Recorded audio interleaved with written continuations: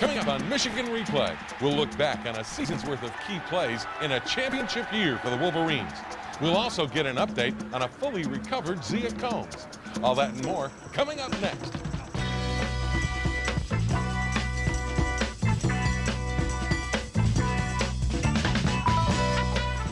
Michigan Replay with Lloyd Carr is brought to you in part by Absopure Water, delivering quality bottled water since 1908.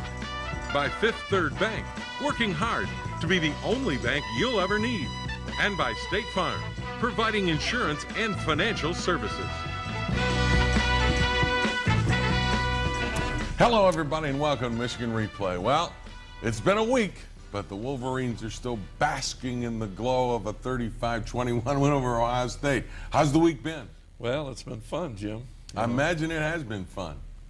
A lot of people patting you on the back, telling you how good you are. I don't know about that, but certainly, you know, we had a great team meeting on Sunday, and there was a lot of enthusiasm, a lot of excitement, as I think there always is when you accomplish something special. And you say accomplish something special, and this is a little more special. Not that the other teams in the past haven't been, but coming back, responding to some of the downtimes, and then closing out, playing the best football of the year, maybe of any team in the country, has got to be real gratifying to you. Well, anytime you go into a season, you hope at the end of the year you're a much improved football team, and I think this team played well from the beginning, Jim. We had some agonizing moments in there, but I'm just appreciative for the coaching staff, the job they did, and our senior leadership was exemplary. Well, let's go back to the beginning. You open up with Central Michigan, and your defense makes a big play here early in the first quarter. Well, our defense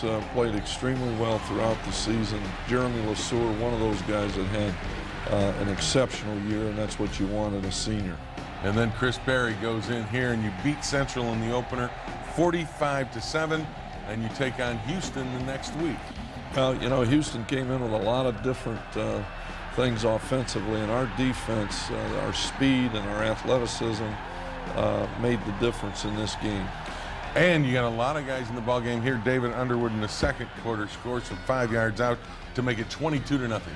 Well, you know, the thing that in today's football, you want to get a lead, and we were able to do that a number of times this year, and certainly against Houston, we never looked back. 50-3 the final. Then the big one against Notre Dame, and boy, did Steve Breaston have a coming-out party. Well, Jim, this kid, what can you say? As a freshman to come in and make the plays that he made throughout the course of the year, and our punt return team was really one of the strengths of this team. And that got you to a 7-0 lead, one score later. But your defense, again, is what set the tone against Notre Dame, and Marcus Curry has a great play here. Well, Jim, you know, as you probably remember, we moved Marlon Jackson to safety, which was, you know, not an easy decision to make, but I think it proved to be great for our defense because Curry and LeSueur had great years. And here you see Chris Berry doing something that probably is a little bit underrated, receiving the football, and the balls that he caught this year made a big difference. Well, you win that game 38-0, then go on the road to Oregon, and after an opening long drive by Oregon, you block their field goal attempt and go in to get a 6-0 lead. Well, Marlon Jackson made a great individual effort, and Jeremy picked the football up, and when you go into that place, you want to be on top, and we got the lead. We're playing extremely well, and then gave up a big play on our punt team, a punt return that goes back for a touchdown that negated the lead that we had. All right, this one gave Oregon a 21-6 lead, and at this point here, you're only down 24-21, and then again, the kicking game mistake gives them a 31-21 lead. Well, Jim, in a very tough place to play, we were down at the half 21-6. We fought our way back into the game with a chance to win in the fourth quarter, and then had a punt blocked, and certainly it was too much to overcome, but we continued to fight, had a chance to win it right down to the very end. Here's Steve Breaston catches a pass on an all-out blitz, and we just couldn't get it done there in the fourth.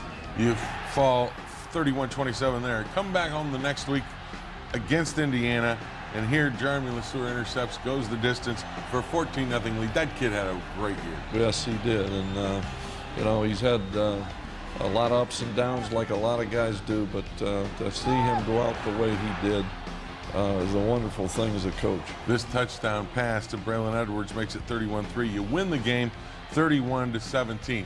And then one of the more disheartening ones at Iowa, you build a 14-0 lead on that pass. Well, you know, we went on the road twice there in difficult arenas, took the lead, and at Iowa fought back, and then in the third quarter we get a punt block, and that's something that we just couldn't overcome. Again, a decision I made to go to a punt formation that didn't work, Jim. That gave them a 23-20 lead, but you still fight back big time. Here's a great pass late.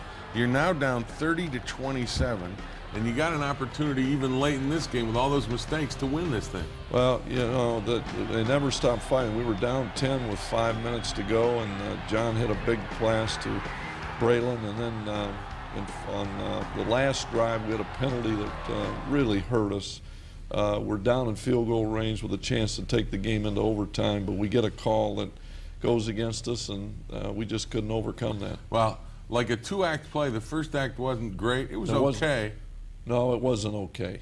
But the last, thank God there was a second half to this season. Second act.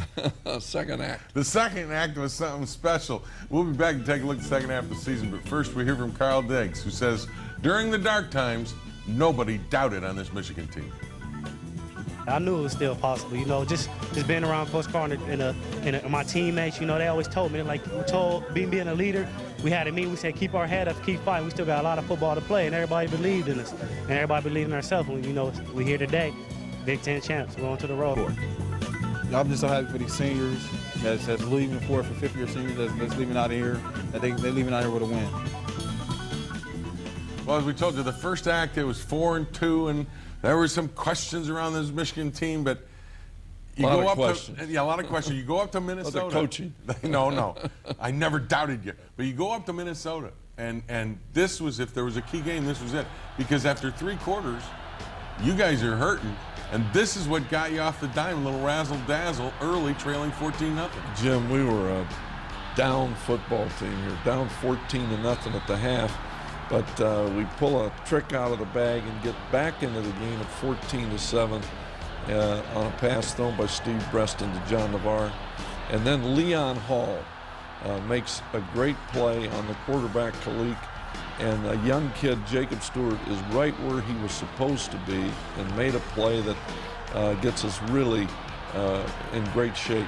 That makes it 28-21, but then this happens, and you're down 35-21. And this is where I thought, character this team, because you never gave up after this. Well, Jim, that play, the good news for us was they scored good news. quick. They scored quickly, left 10 minutes on the clock, and then John Navarre and Braylon Edwards with good pass protection hooked up on a big play that didn't take any time off the clock. So now we're still only 1 touchdown back. And then you get the score to tie here on the draw play. Now, you got 5.5 minutes. Jim, I thought Terry Malone made one of the great calls of the season. He made a lot of great calls, but that was one of them. 5.5 minutes, you're tied. The defense holds.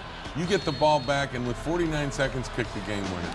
Well, Jim, we played 15 minutes of error-free football, and any error there, a penalty that stops a drive, a drop pass, anything there would have cost us that game. And fortunately, every guy played his best 15 minutes of football maybe ever. Yeah, and that got you the big win, 38-35. And then you only need one highlight from the Illinois game. Well, great blocks here by Lamar Woodley and Jason Avant and Calvin Bell. And, of course, this kid is special. And what a year he had. 2 punt returns for touchdown and 2 called back.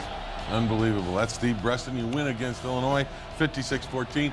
Huge game then against Purdue, and this is the defense stepping up. Well, with a 14-point lead late in the half, Purdue moves, and our defense came up. Great pursuit of the quarterback, and Leon Hall, another young kid, makes a play there that takes us into the half at 14-0. And our defense played spectacularly. Jim Herman put a great game plan together, and we came up with some big plays. Braylon Edwards there from John Navarre. Braylon just went up and took the ball away. That made it a 31-3 victory over Purdue, a top 10 ranked team. Another top 10 ranked team, Michigan State, is next. Chris Perry, one of his 51 carries at Spartan Stadium. Well, Jim, it was a day to remember because of the number of times that we did run the football, and this kid, Perry, proved what he's all about. And then here's a kid, a converted quarterback, just had a wonderful season, a great leader, Andy Minery. And that gives you the 20-3 lead. And then you go to Braylon Edwards here to go up 27-10. Well, another great throw by John, putting it anywhere else. That ball is incomplete. We got to settle for a field goal. And of course, that play gave us a big lead. And this play in the fourth quarter really put Michigan State back in the game. I don't remember many plays where I felt sicker than that one. But I don't know why you put it in here. Well, just to show you where the game went to.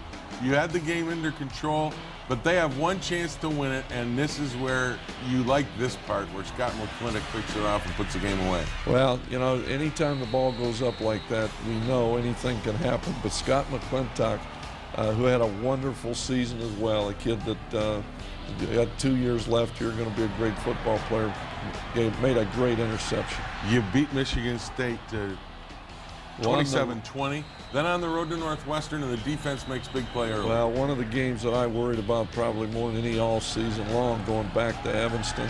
But our guys were really focused and had one of really probably the best performance we've had coming off a bye week. And then a great catch here by Jason Avant to give you the 31-3 lead. Well, Jason is another one of those young kids, Jim, that really came to the front. You know, in a championship season, you got to get contributions from a lot of young guys and guys that maybe are in backup roles, and that happened throughout the course of this season. Of course, Avant had a great year. You beat Northwestern 41-10, then the game, and you get out to a great start. Great play by Braylon Edwards to get you a 14-0 lead. Well, a 15-yard pass. Braylon Edwards, just a great individual play, shakes a tackle off there and has enough speed to convert a 15-yard gain into a 64-yard touchdown. And here in the fourth quarter, biggest play of the game you feel on third down. Well, here's another young guy. Tyler Ecker, Jim, makes maybe the single most important play of the day on third down, catches a ball perfectly thrown by John, and then great blocking there. Calvin Bell sprung Chris for the touchdown that really gives us control of the game late. 35-21, and then the defense takes over.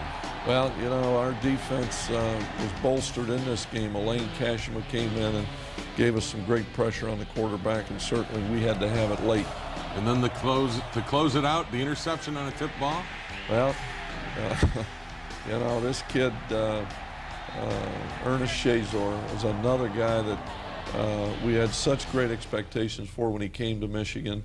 And Jim, somewhere towards the beginning of that season, that kid began to play, and he had a great year. He did have a great year. 35-21, you liked the second act better than the first, didn't you?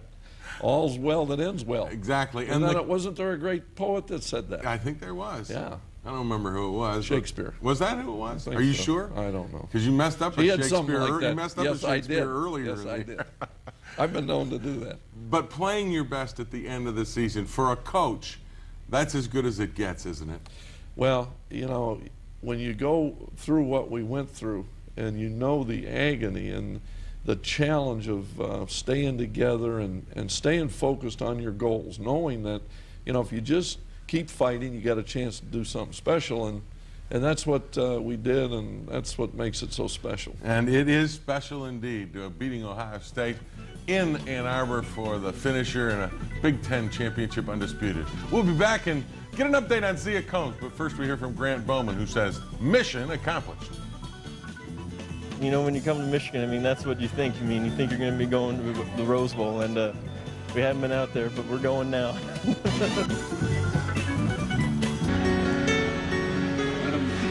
No one who follows Michigan football will ever forget Zia Combs. This promising defensive back was injured covering a punt.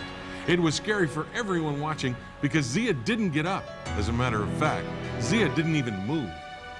Only thing I remember is just going for the ball And in my head, I thought I saved the ball from going into the end zone. Mike's been talking